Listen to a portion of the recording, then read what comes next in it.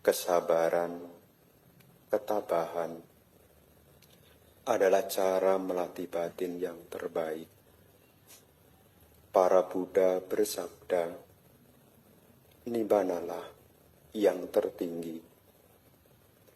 Seseorang yang menyakiti orang lain, melukai orang lain, bukanlah seorang samana, bukan seorang petapa.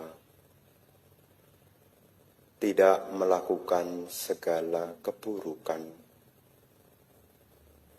berusaha menambah kebajikan, membersihkan pikiran sendiri.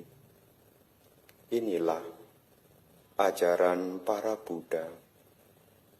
Tidak mengumpat, tidak menyakiti, terlatih baik di dalam tata susila, tahu ukuran dalam hal makan, hidup di tempat yang tenang, berusaha untuk mengembangkan batin yang luhur. Inilah ajaran para Buddha.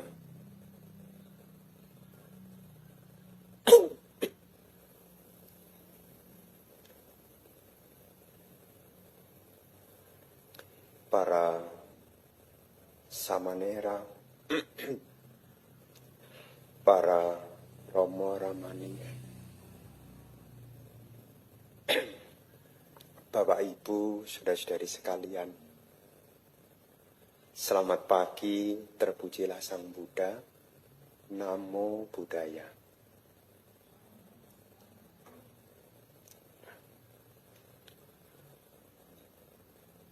Bersama dengan kita juga turut hadir di dalam peringatan Magha Puja 2568 tahun Buddhis di tahun 2025, Bapak Dirjen Bimas Buddha Kementerian Agama Republik Indonesia, Bapak Supriyadi. Merupakan satu keberkahan bagi kita. Di hari ini kita bisa bersama-sama kembali memperkokoh keyakinan kepada Tikratana. Terkhusus di hari ini, kita mengingat tentang peristiwa agung yang terjadi di bulan Magha. Para Bapak dan Ibu, saudara-saudari sekalian, di dalam Magha Puja ini merupakan salah satu momen yang istimewa. Di dalam kitab suci disampaikan bahwasanya pertemuan agung ini hanya terjadi satu kali. Yang mana seperti yang tadi telah kita baca di dalam Magha Punami Pujakata, bahwasanya peringatan Magha ini memiliki 4 ciri. Ciri yang pertama adalah berkumpulnya 1.250 orang Bhikkhu Kinasawa. Yang kedua, mereka semua ditasbih oleh Guru Agung Sang Buddha dalam Ehibhikkhu Upasampada. Ketiga, mereka hadir di tempat itu tanpa kesepakatan. Dan yang keempat, Sang Buddha memberikan wisudi uposata dengan menyampaikan Owada Patimokkha. Para Bapak dan Ibu, saudara-saudari sekalian, tentu kita masih memiliki satu pengharapan yang baik, yang mana pengharapan ini juga bisa terwujud menjadi sebuah kenyataan jika di dalam pengharapan itu diisi dengan kebajikan. Seperti hari ini kita berkumpul di dalam peringatan Maga Puja, selain kita mengingat tentang apa yang menjadi peristiwa penting di saat itu, kita juga bersama-sama melakukan kebajikan. Kenapa? Karena kebajikan itu akan menjadi pengkondisi apa yang menjadi harapan dapat terwujud menjadi kenyataan. Para bapak dan ibu, saudara-saudari sekalian, di dalam Maga Puja ini tentu kita tahu bahwasanya di tempat itu Guru Agung Buddha membabarkan Owada Patimokkha, yakni di Weluwana Arama. Weluwana Arama ini adalah wihara yang dipersembahkan oleh umat Buddha kepada Sangga yang dipimpin oleh Sang Buddha untuk pertama kalinya. Jadi sebutan lain dari Weluwana Arama itu adalah wihara yang pertama. Wihara yang dipersembahkan oleh Raja Bimbisara kepada Sangga yang dipimpin oleh Sang Buddha. Welu itu artinya bambu, wana artinya hutan, arama adalah taman. Di taman itu isinya banyak bambu, ya, bambunya banyak. Dan di sana juga menjadi tempat yang istimewa, karena Weluwana Arama itu sangat cocok untuk dijadikan wihara. Tidak terlalu jauh dari kota, juga tidak terlalu dekat dengan kota.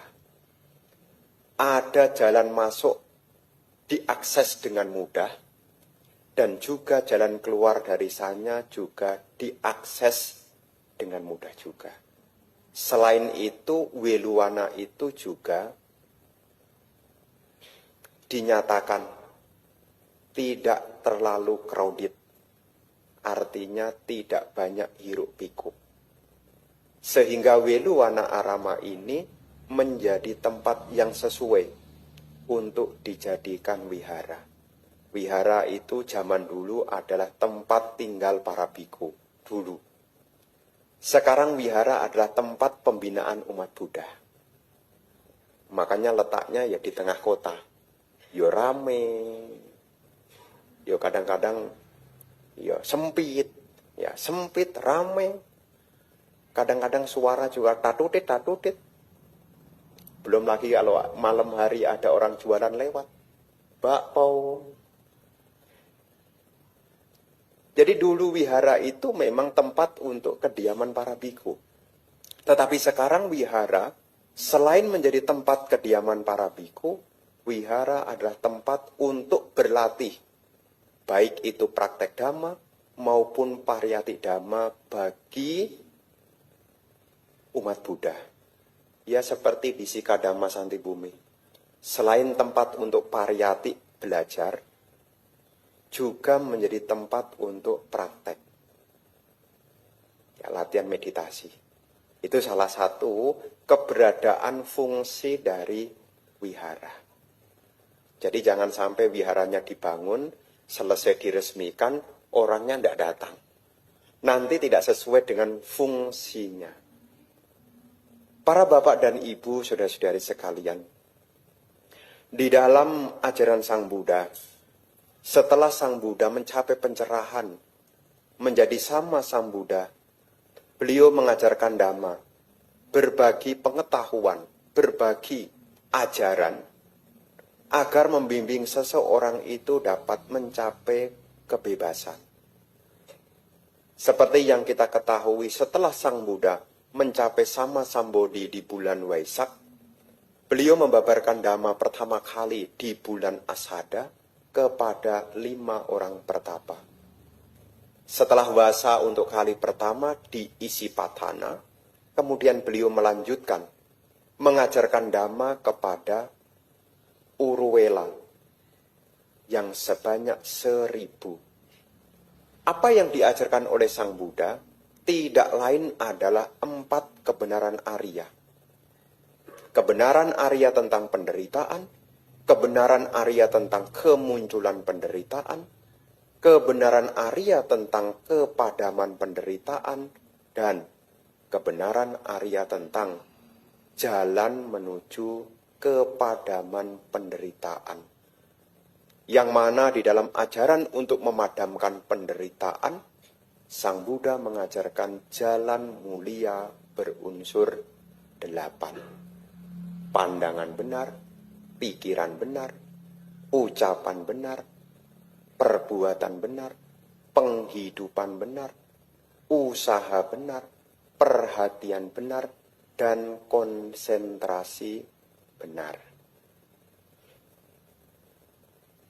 Selain ajaran-ajaran menjadi pokok itu, ya, selain 4 kebenaran Arya dan jalan mulia berunsur 8, Sang Buddha juga menyampaikan tentang pentingnya kualitas batin yang akan membawa nilai manfaat baik secara duniawi maupun secara spiritual. Apa kualitas batin yang Sang Buddha katakan di dalam Owada Patimokkha yang membawa pada nilai manfaat secara duniawi maupun secara perkembangan batin? Di situ Sang Buddha menyampaikan tentang pentingnya memiliki kesabaran. Jadi kesabaran itu adalah kualitas batin. Aslinya kita sudah punya. Aslinya kita sudah punya kesabaran. Hanya kalau tanaman itu sudah muncul benihnya, hanya tidak disiram dan tidak dipupuk. Kesabaran itu sebetulnya juga ada pada kita semua. Buktinya Bante, iya. Kita mau jadi manusia, ini contoh yang paling sederhana. Kita jadi manusia ke dunia ini, kita tuh sabar loh. 7 bulan atau 9 bulan ya? 9 bulan 10 hari. Jadi saya jadi ingat 7 itu, jadinya saya ingat tentang Bante Siwali loh. Bante Siwali itu di rahim ibunya itu selama 7 tahun. Jadi saya pikir juga 7 juga. Ternyata salah. Jadi sebetulnya kita juga sudah punya kualitas kesabaran. Sebelum kita lahir ke dunia, kita sebetulnya juga sudah sabar. Selama 9 bulan. 10 hari ya. Jadi sebetulnya kita sudah ada. Dan Sang Buddha menyampaikan kesabaran ini adalah kualitas mental yang sangat baik. Yang harus kita miliki. Di dalam istilah Pali, untuk kata sabar ini ada 3 istilah. Ada penggunaan adiwasana, ada menggunakan titika, dan ada menggunakan kam. K-H-A-M, kam. Ini mengacu kepada kesabaran. Adiwasana ini adalah kesabaran di dalam batin. Dia kuat. Batinnya kuat. Titika mampu bertahan. Ya, meskipun sulit, dia mampu bertahan. Kama, meskipun penderitaan panjang, tidak pernah ada keluhan. Makanya nanti di buku yang baru, untuk terjemahan kata kanti menjadi penahanan. Jadi orang yang sabar itu punya kualitas batin, mampu bertahan di dalam ketidaknyamanan. Ini kualitas batin. Yang jika dilatih, ini akan membawa manfaat.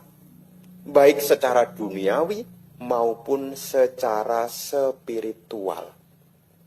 Bante, kenapa kok kita ini mesti punya kualitas berupa kesabaran?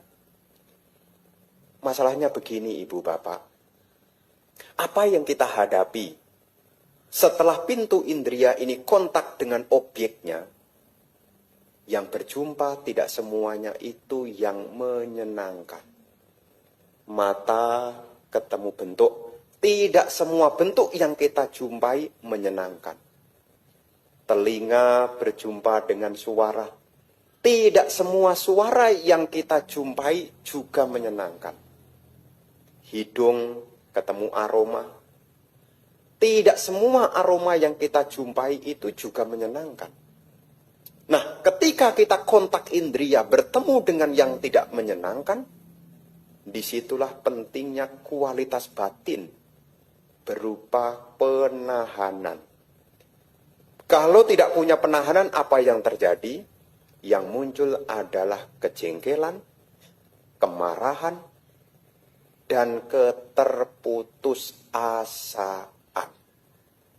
Yo jengkel, yo marah, akhirnya buat, ya putus asa, ya menyerah. Ya, kenapa? Karena saat itu kehilangan kesabaran. Dan Sang Buddha sebetulnya menyampaikan tentang kesabaran ini sangat-sangat penting. Selain sebagai kualitas batin yang harus kita miliki yang memberi manfaat, kesabaran itu ternyata Ibu Bapak bagian dari penyempurnaan parami. Jadi di dalam 10 parami bodhisatta untuk menjadi sama Sang Buddha, dari salah satu 10 parami itu, di dalamnya adalah kanti parami. Jadi nanti kalau sehari-hari kita latihan, ya, berjumpa dengan hal yang tidak menyenangkan, itulah waktunya memupuk kanti parami. Ada di dalam salah satu Jataka. Yang lalu kan saya sudah cerita Jataka. Tentang Atasa Dwara Jataka. 84. Sekarang saya juga cerita Jataka lagi. Kayaknya cerita itu lebih menyenangkan. Karena kalau berbicara teori kayaknya terlalu ngawang. Di dalam Jataka 313. Di situ Sang Buddha menceritakan tentang bagaimana beliau itu telah menjadi teladan bagi para siswanya tentang kesabaran. Waktu itu beliau terlahir menjadi seorang Brahmana yang bernama Kundaka Kumara. Beliau menjadi Brahmana bernama Kundaka Kumara. Lahir di dalam keluarga yang kaya, banyak kekayaan yang dimiliki. Setelah orang tuanya tiada, dia dapat warisan. Warisannya juga banyak. Terus, beliau berpikir, warisan sekian banyak dari orang tua saya tidak dibawa. Dia kasih ke saya pun juga nanti tidak saya bawa juga. Kemudian Bodhisatta berpikir, kalau begitu, kekayaan yang menjadi warisan ini aku dirmakan kepada yang lain. Setelah kekayaannya didirmakan, beliau menjadi seorang pertapa yang tinggal di Gunung Himalaya. Di lereng Himalaya. Yang menjalani hidup pertapaan. Tiba saatnya beliau datang ke kota untuk pindah patah.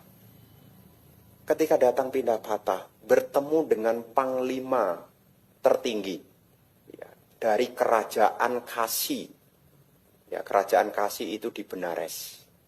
Ya, Benares itu nama sekarang adalah Varanasi. Varanasi itu di kota Rajgir, dulu Rajagaha, sekarang Rajgir. Ya. Jadi cerita Buddhis ini bukan dongeng, ada benernya. Ya, ada situsnya, ada tempatnya. Dulu di zaman Buddha namanya Rajagaha, sekarang namanya Rajgir.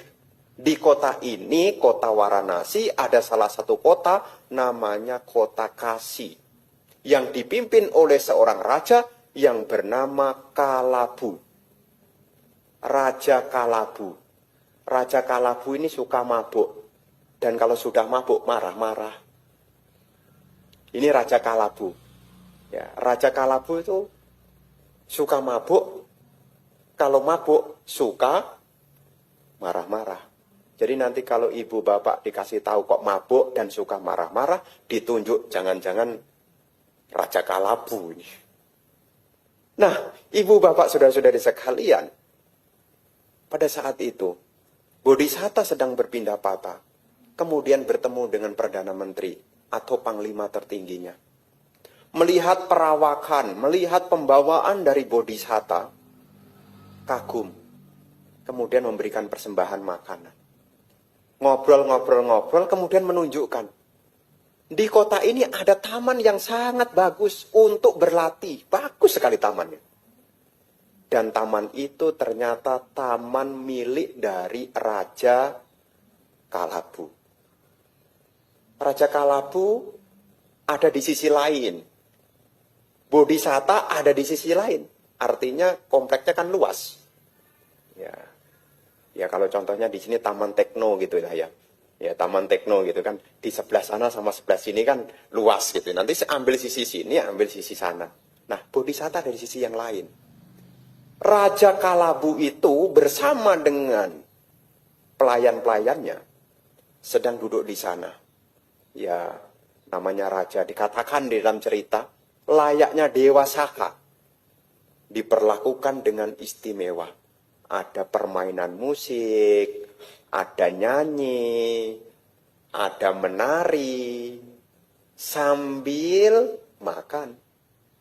Ya, saking senengnya pesta, ceritanya Raja Kalabu itu pesta, ya pelayan-pelayannya tadi ya berperform masing-masing. Yo ada yang nyanyi, ada yang menari, ada yang bermain musik. Tapi Raja Kalabunya tuh, ya pesta itu kemudian terkantuk tidur. Terus pelayannya berpikir, lah ngapain kita nyanyi repot-repot? Lah ngapain kita main musik loh yang dimainkan tidur? Kemudian mereka berpikir, kalau gitu kita berhenti aja dah. Mendengar kalau di sisi lain itu ada Bodhisatta yang sedang di sana. Kemudian pelayan-pelayan tadi meninggalkan. Karena raja yang tertidur kan. Ditinggalkan. Mendengarkan khotbah Dhamma dari Bodhisatta. Yang mana di saat itu Bodhisatta sedang membabarkan tentang kesabaran. Terus rajanya itu terbangun. Bangun melihat, lah ini pada kemana? Sudah mabuk, orang yang di depannya ini tidak ada. Marah dia. Terus mencari, kemana? Di situ bertemu dengan Bodhisatta yang saat itu sedang mengajar. Kemudian Bodhisatta didatangi oleh raja itu. Dan raja itu bertanya kepada Bodhisatta tentang apa? Apa yang kamu ajarkan? Bodhisatta menyampaikan tentang saya sedang mengajarkan kesabaran. Apa itu sabar? Bodhisatta ditanya begitu. Meskipun ada suara yang tidak menyenangkan, tidak ada kejengkelan, tidak ada kemarahan, dan tidak ada yang namanya sakit hati. Kalau begitu saya akan menguji, apakah kamu persis yang kamu ajarkan? Ini Bodhisatta nih. Jadi Bodhisatta saat itu mengajarkan kesabaran, ya. Ini berlaku untuk Bodhisatta ya, jangan dites ke saya ya. Ya, ini berlaku, ini mengingatkan, ya. Bodhisatta ketika ditanya tentang itu, apa itu kesabaran? Menahan kemarahan, menahan kejengkelan ketika ada cacian, celaan, penyakitan dari orang lain. Kemudian raja itu memanggil Algojo, dipanggil Algojonya. Beri cambukan kepada pertapa ini sebanyak 2000. Itu ditulis begitu. Jangan ditanya, memang dicatat ya Banten. Kadang-kadang begitu anak-anak kecil-kecil sekolah minggu itu. Ya.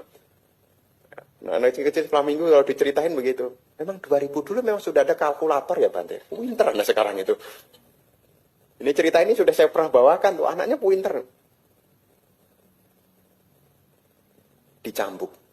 Dicambuk. Sampai kulitnya terluka. Apa jawabnya? Apakah kamu masih punya kesabaran? Bodhisatta menjawab, kesabaran itu letaknya bukan di kulit. Kesabaran itu letaknya bukan di hati. Tetapi kesabaran itu ada di dalam diri saya. Meskipun kamu pukul kulit saya sampai terkelupas, meskipun kamu pukul hingga sampai di daging, maka tidak akan pernah mengganggu kesabaranku. Ini beliau menyempurnakan kesabaran. Oh, akhirnya raja murka lagi. Kalau begitu, Algojo, potong kakinya dan potong tangannya. Itu Bodhisatta dipotong kaki dan tangannya. Setelah menerima itu juga ditanya, apakah kamu juga masih mengatakan sabar? Bodhisatta menjawab, kesabaran itu letaknya bukan di kaki juga bukan di tangan. Tetapi kesabaran itu ada di dalam diri. Akhirnya, raja juga murka. Algojo, potong telinganya pertapa itu dan potong hidungnya pertapa itu. Meskipun dipotong, jawaban Bodhisatta juga sama. Kesabaran itu letaknya bukan di hidung juga bukan di telinga. Meskipun telinga ini lepas dari tempatnya, kesabaran tidak akan pernah lepas dari dalam diri beliau. Dan beliau akhirnya meninggal. Sebelum beliau meninggal, Ibu Bapak, Perdana Menteri tadi yang menunjukkan tempat itu merasa bersalah dan memohon ampun. Ampun Pertapa. Ini kesalahan bukan kami yang lakukan. Kalau Pertapa ingin mengutuk, silahkan kutuk raja saya. Kenapa? Kalau ada orang berbuat jahat kepada Pertapa, ini akan jadi celaka masalah besar. Makanya Perdana Menteri itu menyampaikan, kami mohon maaf atas hal ini. Kalaupun Pertapa ini mungkin menggerutu, silahkan kepada raja. Tetapi apa yang disampaikan oleh Bodhisatta? Jawaban Bodhisatta adalah, semoga raja berumur panjang. Meskipun dia menyakitiku, meskipun dia telah melukai tubuhku, batinku tidak akan terluka oleh kemarahan sedikit pun. Ini mengingatkan kepada kita, Ibu Bapak, letak kesabaran itu bukan di tubuh. Letak kesabaran itu ada di dalam diri kita. Dari mana kita bisa mengambil pelajaran ini? Dari riwayat yang Bodhisatta telah alami. Setelah menyampaikan tadi, semoga raja berumur panjang, raja itu berjalan kembali. Sejauh tidak di dalam penglihatan Bodhisatta, bumi itu membelah. Dan akhirnya Raja Kalabu itu jatuh di alam neraka Awiji. Ya, jadi Ibu Bapak, kalau Ibu Bapak suka marah-marah, ya suka marah-marah, bukan doain ya. Ya. Meskipun didoain semoga raja berumur panjang, akibat dari keburukan berupa kemarahan itu bisa jatuh menuju alam penderitaan. Jadi di dalam kisah Kanti Wadi Jataka, Jataka 313 ini mengingatkan sebisa mungkin kita meletakkan kesabaran itu ada di dalam diri kita. Kita bisa mengikuti. Letak kesabaran itu bukan di kulit. Meskipun duduk meditasi pegel, ingat, kesabaran itu letaknya bukan di kulit, tetapi di dalam kualitas batin kita. Nunggu lama, punggung pegel, kaki pegel, kesabaran itu letaknya di hati. Ngantri makan, order di tempat makan, sudah 1 jam belum muncul, karma baik. Nggak usah bayar.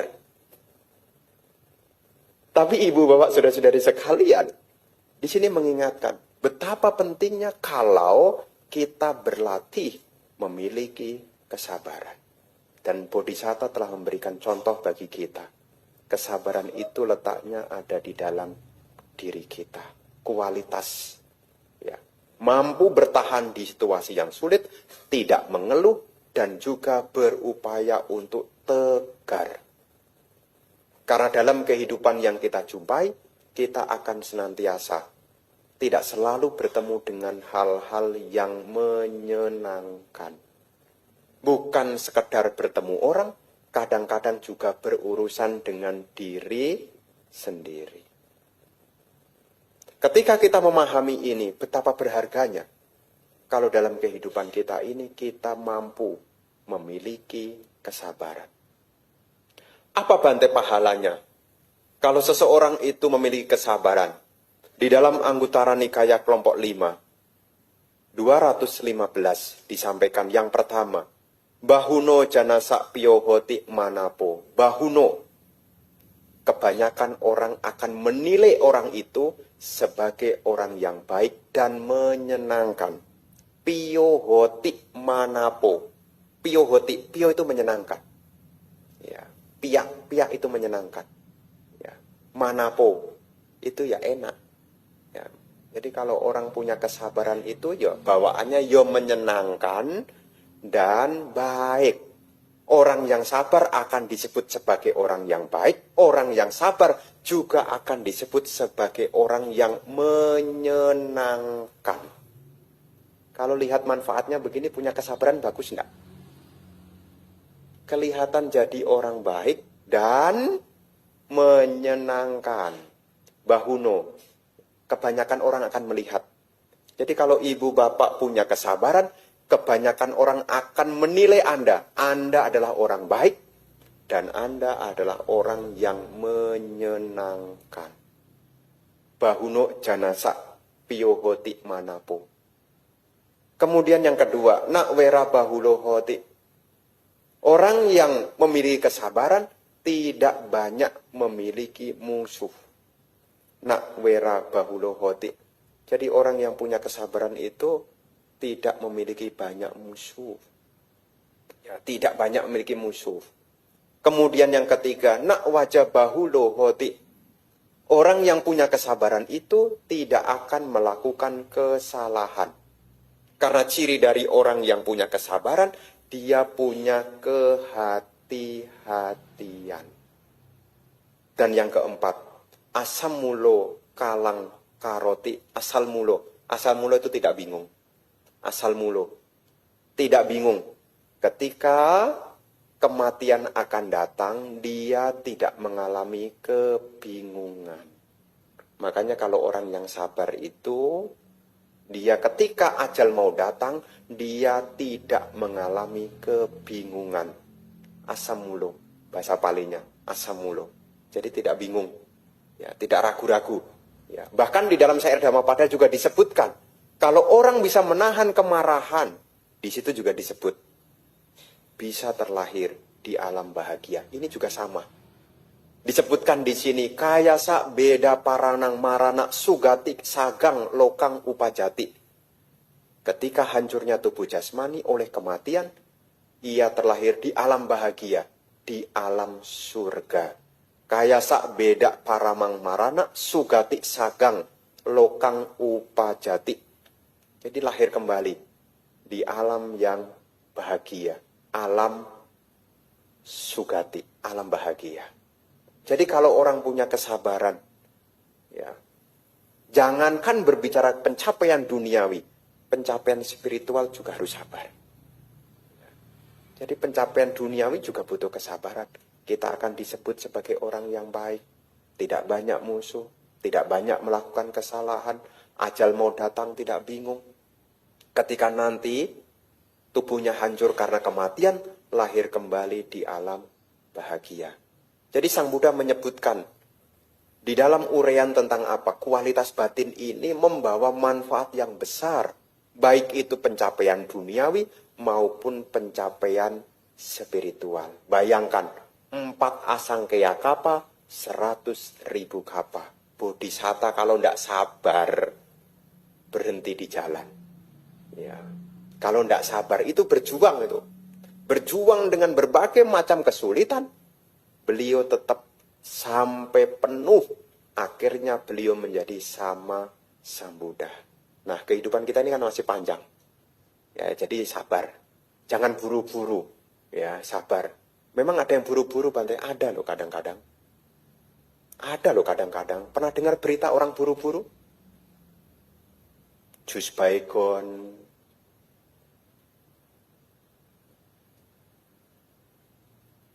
Pernah dengar kan? Kenapa itu bisa terjadi? Karena dia tidak tahan dengan ketidaknyamanan. Makanya penting bagi kita, kalau seandainya kita di posisi yang sulit seperti itu, Bante berpesan, dekatlah ke wihara. Bukan lagi sulit, sudah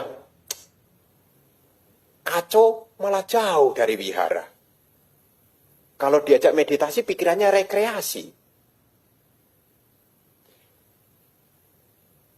Jadi ketika kita mengalami kesulitan sekalipun, jangan jauh-jauh dari wihara. Kenapa? Karena di wihara ini kita bisa ingat ajaran luhur dari Sang Buddha. Dan kita tahu bahwasanya apa yang muncul dalam diri kita, baik di kehidupan sekarang, di kehidupan yang akan datang, termasuk di kehidupan yang lampau, semua itu ada sebab musababnya. Jadi kalau kita berjumpa dengan hal-hal yang tidak menyenangkan, ini juga sesuai dengan apa yang kita tanam. Makanya ketika kita ada kesulitan-kesulitan, ya dekat-dekatlah dengan Dhamma. Ya minimal, ya kita latihan meditasi, kita baca parita. Ini upaya apa? Supaya kita juga tumbuh di dalam kualitas, yaitu kesabaran. Kalau dalam hidup ini kita tidak berlatih kesabaran, apakah mungkin di kehidupan akan datang kita bisa sabar?